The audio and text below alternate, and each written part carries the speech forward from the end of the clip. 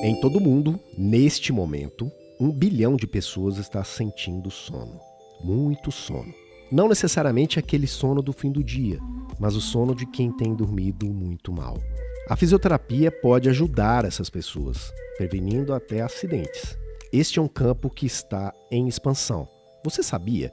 Ou também está cochilando? Vamos acordar?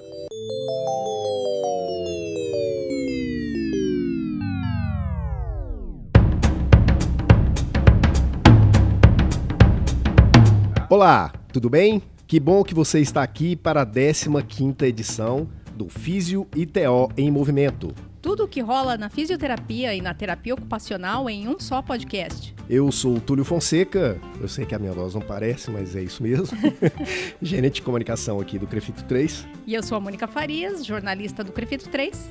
Nessa edição, vamos voltar ao Maio Amarelo, o mês que trata sobre a prevenção de acidentes de trânsito. Mas ao contrário da edição 13 do programa, na qual a gente falou sobre a dificuldade de acessos dos sobreviventes à reabilitação, dessa vez a gente vai falar sobre o que a fisioterapia pode fazer antes, para que os acidentes não ocorram. Vamos falar sobre a fisioterapia respiratória na prevenção de acidentes. E no segundo bloco, vamos ter que voltar a um tema que é o fantasma de qualquer profissão da saúde. Pessoas sem formação na fisioterapia ou na terapia ocupacional, executando práticas que são exclusivas dessas áreas. Bora lá então? Vamos. Primeiro bloco? Primeiro bloco. Primeiro bloco.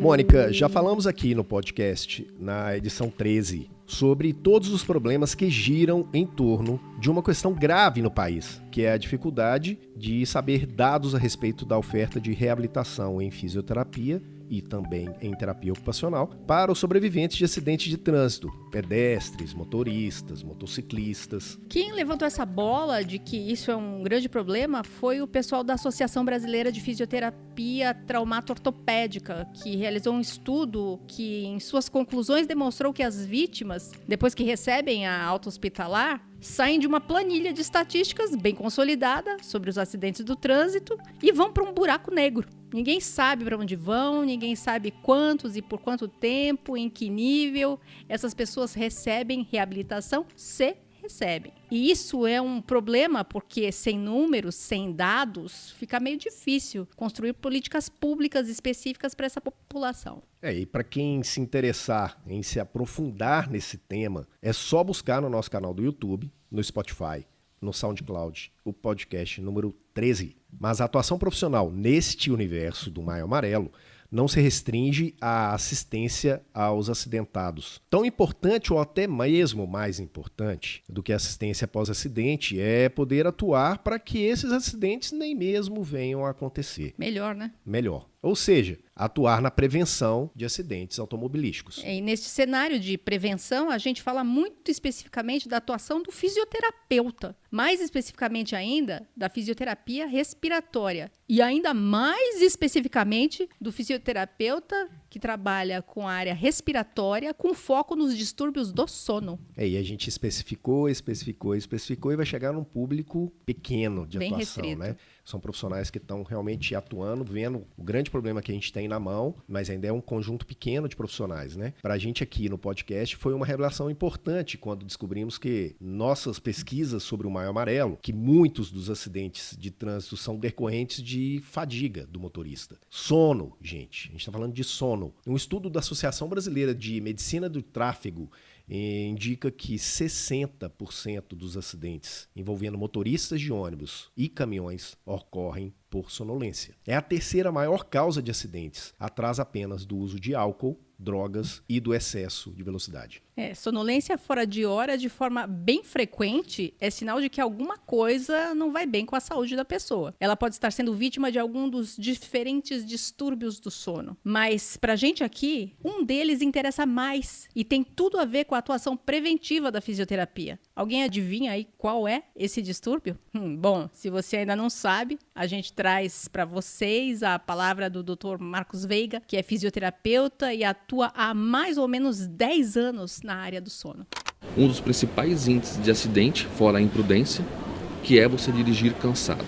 que é a apneia do sono. É o paciente que dormiu mal e está operando um caminhão, uma carreta ou até mesmo um veículo leve, um veículo particular para fazer algum tipo de translado na estrada e que pode colocar a vida dele, de quem está com ele no carro e dos outros que não tem absolutamente nada a ver com isso, em risco por esse tipo de omissão. O que é importante dizer? Todo mundo sabe que bebida e direção não combinam. Então, basta você não beber. E o sono? Basta você dormir? Não. Dormir você dorme. A questão é qual é a qualidade desse sono. Como que isso pode acontecer? Então, eu sei que é importante, mas a gente tem que pensar em não julgar as pessoas que talvez dirijam cansadas. A gente tem que entender o porquê que elas estão dirigindo cansadas e juntar forças para conseguir tratar essas pessoas todas e evitar que isso aconteça. Dr. Marcos trabalha nessa área da fisioterapia respiratória, como a Mônica já disse, há cerca de 10 anos. E nas atividades profissionais dele, ele tem contato com empresas transportadoras que trabalham com caminhoneiros, uma população que já há algum tempo é alvo de interesse da área da saúde, seja por questões nutricionais, seja por questões de doenças sexualmente transmissíveis, seja por questões coronarianas. A qualidade do sono também já entrou no radar das preocupações com a saúde dessa população. Existem estudos que indicam que é alta a prevalência de apneia obstrutiva do sono entre motoristas profissionais. Mas o que é exatamente a apneia obstrutiva do sono? Túlio, a definição que o Dr. Marcos Veiga deu para a gente foi que a apneia obstrutiva do sono é uma pausa respiratória igual ou maior do que 10 segundos, associada com queda de saturação. Ela é muito visível em pacientes que estão dormindo. Quando eles têm essa pausa respiratória, a impressão que se tem é que eles não vão voltar a respirar. Essa pausa se prolonga durante uns 10 segundos e, em seguida, tem um grande engasgo da pessoa, com a tentativa de voltar a respirar. O cérebro avisa, você parou de respirar. E ele tem aquela volta meio abrupta para voltar a trazer o ar para dentro, e essa volta abrupta provoca o que eles chamam de microdespertar. Será que alguém já viu isso acontecer?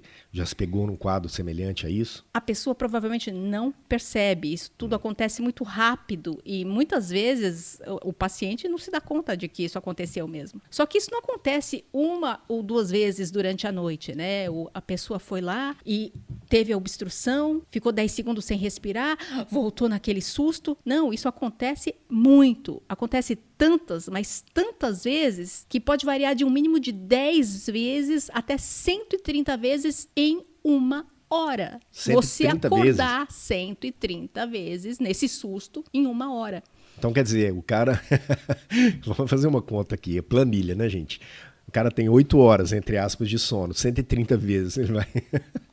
Então é um desastre de mais de 1000 acordadas enquanto ele está dormindo. Ele mais está acordado que está dormindo. E ele não percebe, porque é tudo tão rápido, o micro despertar é tão rápido, que ele nunca consegue chegar numa fase mais profunda do sono. Não vai adiantar ele dormir 100 horas por dia, que não vai resolver nada. Não adianta, não resolve. Pode ficar 20 horas na cama, se for 20 horas acordando 130 vezes por hora, o resultado é como se não tivesse nem dormido, né? Sim. E nesses casos, entre 30 e 130 microdespertares, já é possível identificar um paciente com apneia grave. Eita. E é a quantidade de eventos que define a gravidade da apneia do sono. E a gente imagina que um profissional por exemplo, um caminhoneiro que está dormindo mal assim, há 10 anos. Aí a gente vai fazer conta, vai chegar num ponto que não haja calculadora. A gente não tem calculadora para somar mais a quantidade de zero que vai ter na frente disso. E como é que a pessoa consegue ser funcional nessa situação? Então, se ele não sofreu um acidente ainda, infelizmente pode estar para acontecer a qualquer momento, né? E o Dr. Marcos, ele também mencionou que nessa situação o coração precisa trabalhar muito, né, de uma forma muito mais intensa para recuperar toda essa saturação que caiu junto com a parte cardiorrespiratória, de uma forma muito mais intensa. E é muito comum os profissionais de saúde compararem a situação do apneico grave a um esforço físico muito grande.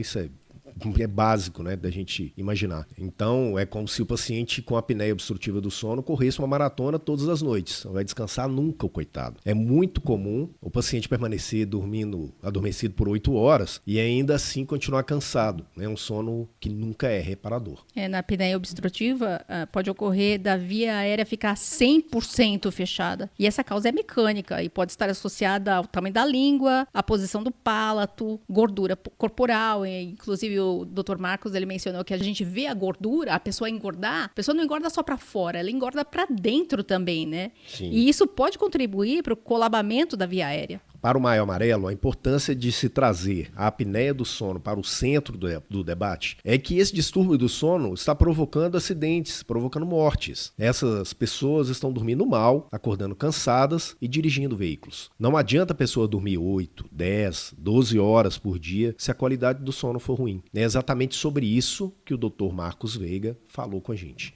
E o Maio Amarelo vem para falar principalmente disso, que é essa conscientização e a importância da segurança no trânsito. E você tem hoje não só caminhoneiros dirigindo sofrendo de apneia, como você tem motoristas normais, em trechos normais, em reuniões, em viagens familiares que estão dirigindo que sofrem de apneia do sono. O impacto sempre é maior quando é um caminhoneiro, porque ele está carregando uma carga pesada, o estrago que ele faz é muito maior. O potencial de dano é muito maior, mas enfim, a gente sabe que todos nós estamos suscetíveis a isso. Existe um estudo norte-americano que correlaciona a apneia do sono a riscos de acidentes. Segundo essa pesquisa, motoristas que sofrem de apneia do sono apresentam um risco de 2 a 7 vezes maior de provocar acidentes de trânsito. E acidentes, gente, tem repercussão na saúde, na economia, né? É um problema geral para a política pública, né? Se a gente pensar que motoristas sofrendo com apneia obstrutiva do sono têm sido responsáveis por muitos acidentes, não é exagero espichar um pouco a análise e considerar que a apneia do sono sofrida por um grupo de pessoas gera impactos sérios para uma sociedade inteira, né? Muito mais ampla. Sobre isso, o Dr. Marcos também fez uma avaliação. Um estudo que eu gosto muito, um estudo americano, mostrou que o impacto financeiro de acidentes relacionados à fadiga, relacionados a problemas do sono, no trânsito, com carros, com caminhões e com tudo mais, chega a 150 bilhões de dólares. É um valor imenso. Porque imagina que você lida com um indivíduo apneico, um indivíduo que dorme mal e que passa a dirigir frequentemente, não é só na cidade, principalmente na estrada, onde os danos são maiores. Isso tem um impacto direto porque existe uma relação muito parecida com dirigir cansado, dirigir fadigado e o consumo de bebida alcoólica. E aquele indivíduo que eu não vou dormir no volante, eu estou bem, eu consigo dirigir mais 10, 20, 30 quilômetros, isso não acontece e ele cochila. Contra o sono a gente não consegue lutar. Na hora que você vai dormir, você não consegue realmente se manter acordado. Por mais que você faça ingesta de medicamento para permanecer acordado, que você use de subterfúgios como café, chá preto, bebidas escuras do tipo estimulantes, isso em algum momento esse efeito vai passar e o sono vai vir muito importante. A gente já mencionou 2 estudos que correlacionam os distúrbios do sono a acidentes de trânsito, mas ainda falta ampliar e aprofundar esse estudo muito mais, no caso da apneia do sono, principalmente. Ela é uma doença nova, entre aspas, nova no radar das pesquisas e da compreensão da apneia do sono como uma doença, que, aliás, não tem exatamente uma cura. Isso é importante, né? Os estudos sobre a apneia obstrutiva do sono começaram por volta do ano 1984. 35 anos. Aproximadamente. 35, é pouco tempo, né? Para uma área da saúde é pouco tempo. E ainda há muita coisa a se aprender, inclusive sobre o perfil epidemiológico. Para alcançar esse aprendizado, com a obtenção de dados consolidados, um exame é fundamental para diagnosticar a condição, a polissonografia. O Dr. Marcos ele explicou para a gente como é esse exame. O exame diagnóstico para a apneia do sono é a polissonografia. Então, polis, muito, sono, sonografia, escrita. Então nada mais é do que pegar toda essa noite de sono do paciente e transformar isso em número, transformar isso em gráfico, transformar isso em imagem. Então, durante o exame de polissonografia, eu vou ter vários parâmetros para avaliar, principalmente parâmetros relacionados à qualidade e como que o paciente se comporta durante o sono. Então eu vou saber se ele sofre de apneia do sono ou não, qual que é a gravidade da apneia do sono, se ele teve queda de saturação, se ele teve algum tipo de movimento de pernas, então se ele tem outras patologias do que não só a apneia do sono, se ele tem narcolepsia, se ele tem pernas inquietas, se ele tem sonambulismo, a gente vai ter uma série de outras informações. Tudo isso é feito com o exame de polissonografia, que por padrão ouro é realizado em laboratório de sono sob supervisão de um técnico durante a noite, então ele vai dormir num local diferente durante a noite para realizar o exame, ou equipamentos mais simplificados, do tipo poligrafia, que que ele consegue realizar no domicílio, que ele tem um pouco mais de portabilidade, mas que te entrega um pouco menos de resultado, um pouco menos de informação.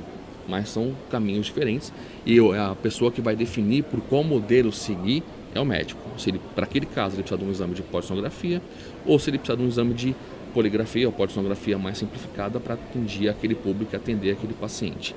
Os estudos feitos até agora nessa área indicam que a população que mais sofre com a apneia do sono tem o seguinte perfil: homens acima de 45 anos, mulheres pós-menopausa. Há também uma relação importante com a obesidade, mas é sempre bom frisar que a apneia do sono não escolhe as vítimas, tá, gente? A situação pode ocorrer nos mais diversos pacientes, mais novos, mais velhos, mais magros, mais obesos.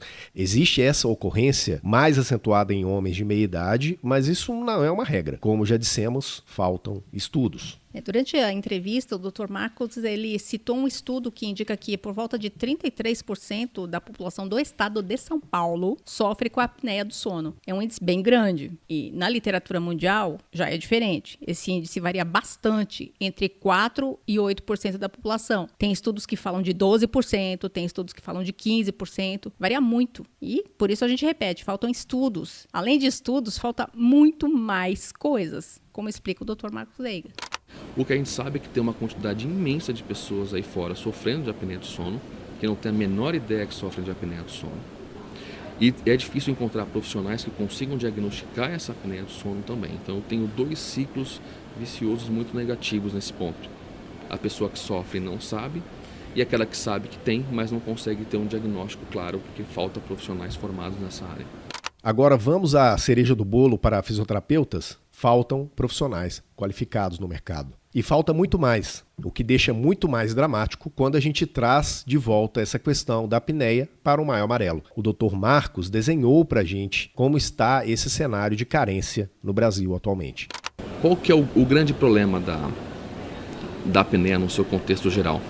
É como fazer esse diagnóstico e esse tratamento chegar na ponta. Vamos imaginar que hoje ninguém morre mais, ninguém envelhece mais e ninguém nasce mais. Nós estagnamos. O mundo parou de rodar. Se eu pegar todos os brasileiros que sofrem de apneia do sono e for diagnosticar todos esses brasileiros, eu vou levar 36 anos. Vou dar o diagnóstico de todos os brasileiros. Com base nos especialistas que eu tenho no sono, com base nos laboratórios de sono que eu tenho pelo Brasil, vai levar por volta de 36 anos. Então hoje, como falta conhecimento por parte dos médicos, falta conhecimento por parte dos profissionais da saúde no geral, o paciente muitas vezes fica perdido, ele não sabe para onde ir. Ele começa na sua atuação no serviço público e ele vai encarar filas enormes para conseguir realizar um exame de diagnóstico, pode levar a mais de 1 ano para realizar um exame de diagnóstico pelo SUS. E aí eu tenho um viés importante, que é a quantidade de equipamentos rodando no Brasil para fazer diagnóstico. Por que eu não tenho um monte de equipamento rodando no Brasil? Eu até tenho demanda, mas tem uma questão de custo para operar esses laboratórios. É um custo alto, é um exame caro de se realizar. Caro para quem realiza, caro para o convênio pagar e caro para o paciente pagar particular. É um exame caro. O serviço público existe, o exame existe em leitos espalhados pelo Brasil, mas a fila a fila é muito grande. A gente procura monitorar as filas de diagnóstico sempre que a gente pode. O último relato que chegou para nós que passa de 6 meses para você conseguir realizar um exame de polissonografia pelo SUS. Então é um prazo muito longo, muito longo. Agora, se a gente for trazer isso de novo para o Maio Amarelo, imagina aquele caminhoneiro utilizando uma carreta, carregando grãos, uma carreta pesada, que sofre de apneia do sono, ele já sabe que ele sofre. Ele passou pelo médico do SUS, o médico do SUS pediu o exame e vai levar mais 6 meses para ele fazer um exame. 7 meses, 1 ano para realizar o exame. Ele vai permanecer mais 6 meses, 7 meses, 1 ano rodando na estrada com a apneia do sono até ele conseguir realizar um exame, colocando a vida dele e a vida de outras pessoas em risco. E é aqui neste ponto que eu quero voltar ao que o Túlio falou no começo do podcast. Onde está o fisioterapeuta? É hora de acordar para essa oportunidade, como deixou bem claro o Dr. Marcos. A apneia do sono é um campo de atuação que tem carência de profissionais. A área da fisioterapia respiratória oferece um número enorme de possibilidades de atuação. E daí nós perguntamos, o fisioterapeuta está enxergando essa possibilidade? Você sabia disso? Não? Olha só o que o Dr. Marcos tem a dizer para você. Os fisioterapeutas hoje eles têm um papel importantíssimo na apneia do sono, porque ele é o que vai ficar em contato direto com o paciente. É ele que vai fazer, se a gente for pensar em apneia do sono tratado com CPAP, tá? É ele que vai fazer a adaptação de máscara nesse paciente. É ele que vai fazer a adaptação do equipamento nesse paciente para tratar. Então, o CPAP é um gerador de fluxo. Eu brinco que é um aspirador de pó ao contrário. Então, em vez dele puxar forte e soltar fraquinho, ele puxa fraquinho e solta forte. É um soprador, que tem como função deixar essa via aérea aberta durante a noite. Quem que vai ajustar o equipamento para esse paciente é o fisioterapeuta. Tá? O fonoaudiólogo atua nessa área também, mas é o fisioterapeuta que atua mais diretamente nisso. Ele que vai ajustar esse equipamento. Ele que vai ajustar a máscara que vai no rosto desse paciente. Tem vários tipos de máscara, catalogadas no Brasil hoje de modelos diferentes, por volta de 50 modelos diferentes de máscara. Então existe uma gama de máscara. Cada paciente tem uma predileção por máscara. Cada paciente vai se adaptar melhor a uma máscara. E é o fisioterapeuta que vai ter que dispor de tempo, de paciência e de conhecimento para conseguir encontrar nesse contexto a melhor máscara para se adaptar ao paciente. Então ele que vai fazer esse ataque no tratamento do paciente. A adaptação do equipamento e adaptação de máscara. Depois você entra numa fase de adaptação que pode demorar aí mais ou menos 3 meses, que é onde o fisioterapeuta tem que estar muito próximo desse paciente, tem que estar estimulando, motivando esse paciente a utilizar o equipamento CPAP. Usar CPAP não é fácil. Literaturas mundiais mostram que a cada 10, 5 pacientes não conseguem usar. E ficam sem tratar? Ficam sem tratar. Então eu tenho uma quantidade imensa de pacientes que sofrem de apneia, uma quantidade imensa de pacientes que não sabem que sofrem. A gente pegar aqueles que sofrem, tem uma quantidade imensa que não vão conseguir tratar pelas vias normais. E qual que é a principal garantia de bons resultados da terapia? É o acompanhamento de perto por um profissional da área da saúde. E é aí que o fisioterapeuta entra. Uma vez que ele se adaptou bem nesse período de 3 meses, aí você pode começar a espaçar um pouco mais esse acompanhamento, começar a fazer checkpoints a cada 6 meses, e depois você começa a fazer isso anual e vai acompanhando esse paciente de forma anual.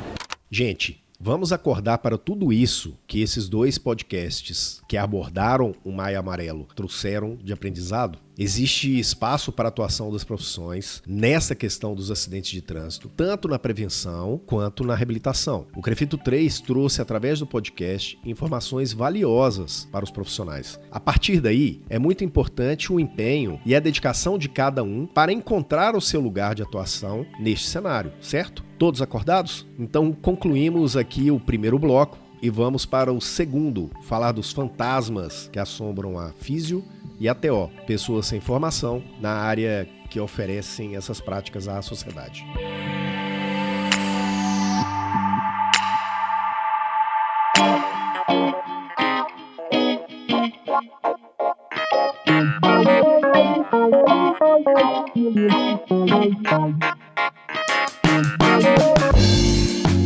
Mônica, a gente já falou aqui, na 4ª edição do nosso podcast, em fevereiro, sobre a atuação da fiscalização do CREFITO 3 e como ela tem sido eficiente em encontrar umas assombrações aí pelo estado de São Paulo, que elas se identificam como fisioterapeuta, principalmente. O maior número de ocorrências de denúncia ao Ministério Público solicitando investigações sobre o exercício legal da profissão ocorre na fisioterapia.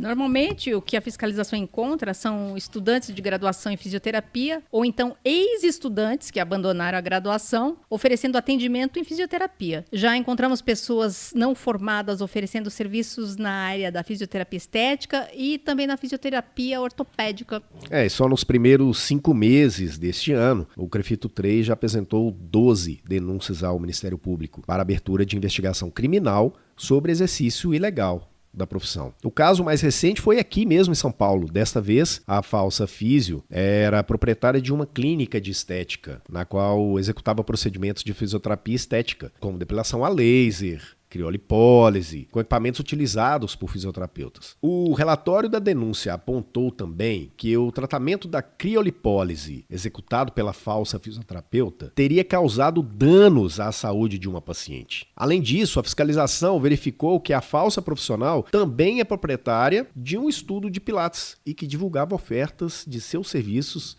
em plataformas de compras coletivas. Nessa leva de exercício ilegal desses primeiros 5 meses, também foi identificada uma profissional da área da psicologia que foi denunciada por estar praticando atividades privativas da terapia ocupacional. Esse caso também já foi encaminhado para investigação por parte do Ministério Público. O exercício ilegal da profissão é infração contida no artigo 47 da Lei de Contravenções Penais. Nos pedidos de investigação ao Ministério Público, o CREFITO sempre destaca o vasto repertório de atividades praticadas de forma indevida pelos denunciados, o que configura exercício ilegal de profissão por pessoa não habilitada, nos termos da Lei 6.316, de 1975, estando em flagrante desacordo com a legislação vigente para exercer a profissão de fisioterapeuta. E eu vou te falar, é um pessoal bem ousado, viu? Eles não são nada tímidos, vamos dizer assim. Anunciam serviços em Facebook, mostram resultados, entre aspas, em Instagram, colocam placas anunciando seus serviços, tudo sem o menor constrangimento. Também a gente está numa época de falsificação até de diploma de Harvard. Todo mundo se sente mais à vontade, né? Muito mais fácil, se sente né? muito à vontade, né? Se pessoas com visibilidade nacional mentem sobre a sua titulação, por que não aqui embaixo, né? A pessoa não vai se sentir confortável para mentir também, Exatamente. Né? E eu não sei o que é que passa pela cabeça dessas pessoas. Túlio, eu não sei se é por pura ignorância ou se é má fé mesmo, mas uma turma que não se envergonha em colocar em risco as pessoas que buscam seus consultórios, entre aspas, ou clínicas, também entre aspas, e essas pessoas que buscam acreditam que se trata de um profissional que sabe o que está fazendo, que aquela pessoa estudou para praticar aquela técnica, mas que no fundo, né, são aventureiros brincando com a vida e a saúde alheia. E aí importa pouco essa questão, se é ignorância, se é má fé, se é, né, deslealdade, o que for. Eles vão cair sempre na mesma situação, que eles estão ofendendo a lei. E aí, neste caso, eles vão ter que enfrentar de maneira severa, né, encarar a investigação do Ministério Público. Exatamente. E a grande parte das denúncias que são apresentadas ao Ministério Público foram resultado do trabalho dos agentes fiscais aqui do CREFITO 3. Né? Mas a gente, mesmo com a equipe de fiscalização na rua, é bem difícil o fiscal chegar a um falso profissional. Não é uma investigação simples que demora meia hora. É uma situação um pouco mais complexa, delicada, que depende de uma série de dados e de contribuição dos colegas. E principalmente porque não tem como saber que esse falso está trabalhando, né? Porque Sim. Quem é regular está inscrito aqui no conselho. Exatamente. Quem está irregular, é óbvio que não está inscrito. Sim. Então não tem como achar essa pessoa.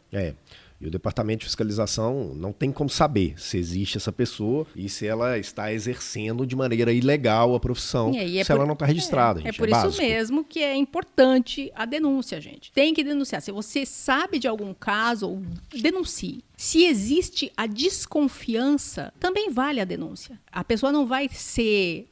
se for uma desconfiança que lá na frente vai se constatar que é infundada, nada vai acontecer contra a pessoa que foi denunciada. Se ela está ok, tudo bem. Mas se você desconfia que ali existe um falso profissional, é para denunciar. Se você, por acaso, souber de alguém, de algum caso de um leigo se apresentando como fisioterapeuta ou como terapeuta ocupacional, faça a denúncia ao CREFITO, por favor. É isso aí. E detalhe, a denúncia não precisa ser identificada. E é possível fazer de forma anônima. Ou seja, eu não gostaria de me expor. De acordo com a lei, a gente precisaria receber as denúncias todas identificadas. Mas o CREFITO 3 abre mão disso. Então você pode fazer de maneira anônima. Mas atenção, não é porque você não precisa botar seu nome que você não precisa explicar o que aconteceu, o que você viu, né? Quanto mais dados, melhor. É importante que essa denúncia contenha informações detalhadas para que o CREFITO 3 possa agir e garantir que essa ilegalidade seja flagrada, confirmada e assim denunciada à justiça. O único inconveniente pro denunciante da denúncia anônima é que ele não vai ter condições de acompanhar o desdobramento dessa denúncia. Isso é ruim. Você denuncia anonimamente, você não deu um e-mail, você não deu um telefone, você não deu nada. Não tem como o CREFITO posicionar você e você acompanhar o passo a passo, o desdobramento daquela denúncia. É o único inconveniente. Sim. Fora isso, a denúncia vai ser apurada. E agora, você ainda tem alguma dúvida de como é que funciona a questão de denúncia e etc? A gente fez um podcast lá atrás, podcast número 3, com o Marcelo, que é o nosso coordenador de fiscalização, e ele ele fez tintim por tintim com a gente do que pode ser feito com denúncia, o que não pode ser feito, o que ajuda, por que deve ser feito daquela forma. Então, gasta aí mais uns 20 e poucos minutos da sua vida, vai lá, dá uma ouvida. Não precisa nem ser 20 e poucos, eu acredito que a parte dele é uns 15 minutos. E você vai ouvir ali, você vai ter uma noção de quem trabalha com isso todo dia. E por que é tão importante essa informação chegar redondinha para o DEFIS. Então, a partir da hora que fechar isso direitinho, que o DEFIS entender, que é o nosso departamento de fiscalização, né? A partir da hora que o DEFIS entender isso corretamente, é muito mais fácil passar para o jurídico e o jurídico realmente construir uma peça que peça com que o Ministério Público faça essa investigação de uma maneira muito mais correta. É porque o Ministério Público não está para brincadeira, né? Você não pode chegar com uma denúncia pela metade. Ou recebe a informação completa, ou então o Ministério Público não vai nem perder tempo investigando nada. Então, gente, não custa nada. É como o Túlio falou. Se tem dúvidas a respeito de como fazer uma denúncia bem feita, que vai progredir, vai ter os resultados que você espera, você pode ou entrar no site do CREFITO 3 e entrar na página da fiscalização e ler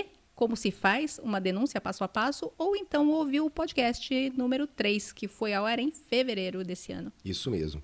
E é importante a gente falar uma outra situação. Tanto o Ministério Público tem essa responsabilidade, quanto também o Conselho precisa ter. A quantidade de denúncias denúncias entre aspas, tá? Que a gente recebe aqui, normalmente, e que não tem pé nem cabeça. Então você imagina que você tem um colega você está trabalhando direitinho na sua clínica ou no seu consultório. E você tem um colega aí que ficou de zoião em cima de você. Falou, opa, eu vou denunciar esse cara aqui porque botar o CREFITO em cima dele. Tá, se a denúncia estiver organizada, toda bonitinha, ela vai pra frente. Senão, não vamos perder tempo com isso e nem vamos te amolar na sua clínica. E a mesma coisa com o Ministério Público. Eles querem saber se tem fundamentação. O que a gente fala de pé nem cabeça é justamente isso. Tem fundamentação? Tem alguma coisa que justifique? Então, ok. Se não tem, morreu, acabou ali. Pois é. Eu acho que a gente não para de falar isso aqui esse ano, não. Vamos falar isso mais muitas vezes. Não, se considerar que a gente está em maio e já foram 12 casos, né? Exatamente. E mais de 2 por mês, né? É. Porque estamos no mês 5, então 2,1 por mês. Não sei, eu sou ruim de matemática.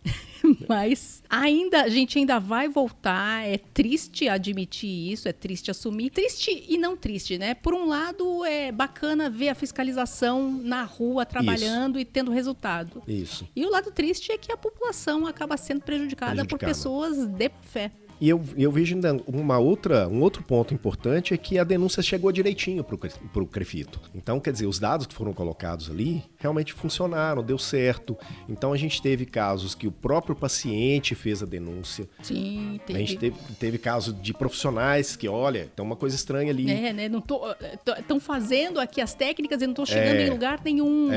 Então, tem algumas coisas bem positivas com relação a isso. E vamos trabalhar para que isso amplie e a gente tenha resultados melhores ainda para proteger a população, a sociedade. Sim, estamos aqui para isso.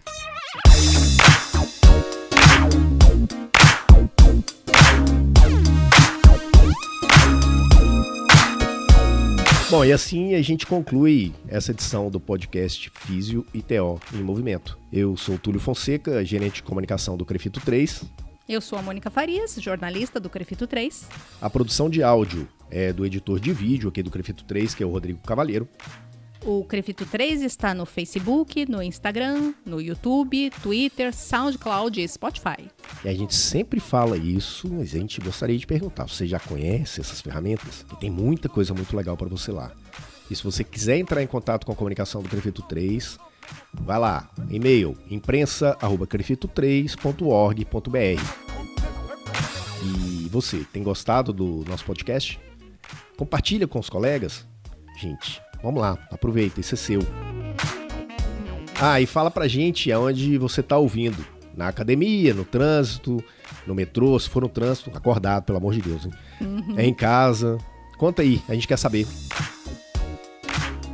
Hasta la vista. Até semana que vem. Até semana que vem. Tchau, tchau.